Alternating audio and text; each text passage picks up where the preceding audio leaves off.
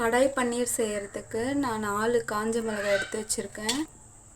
1/2 teaspoon சோம்பு, 1/4 teaspoon மல்லி விதை, 1/4 டீஸ்பூன் சீரகம், 1/4 டீஸ்பூன் மிளகு. இது எல்லாத்தையும் சேர்த்து லைட்டாக வறுத்து எடுத்துக்கலாம்.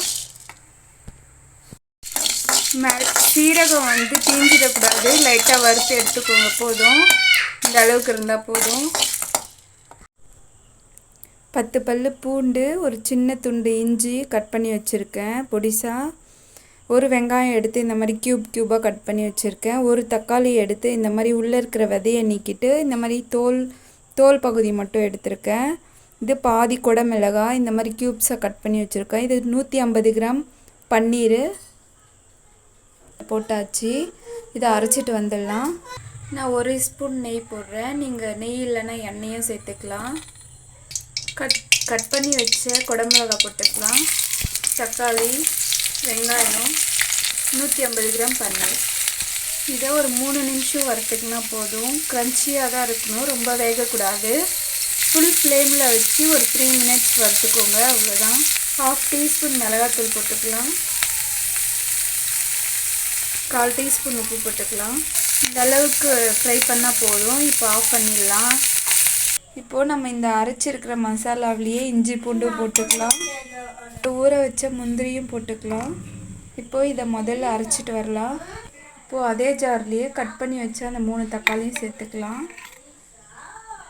இந்த அளவுக்கு நல்லா நைஸாக அரைச்சி எடுத்துக்கோங்க. இப்போது அதே கடாயிலேயே எண்ணெய் ஊற்றிக்கலாம்.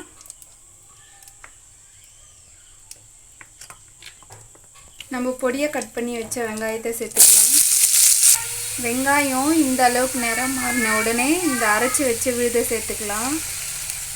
ஒரு 1/4 டீஸ்பூன் கரம் மசாலா சேர்த்துக்கலாம்.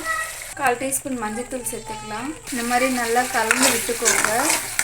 கொஞ்சம் நேரம் வதங்கணும். ஒரு 1/2 டீஸ்பூன் உப்பு சேர்த்துக்கிறேன்.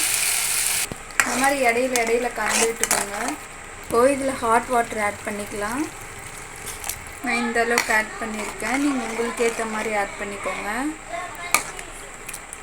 இப்போது இது நல்லா கொதிக்கட்டும் ஒரு 3 நிமிஷம். இப்போது நல்லா கொதித்து வந்துடுச்சு. இது எல்லாத்தையும் நம்ம ஆட் பண்ணிக்கலாம். இது ஒரு 3 நிமிஷம் இருக்கட்டும், அதுக்கப்புறம் பார்க்கலாம். மூடி போட்டு மூடிடலாம்.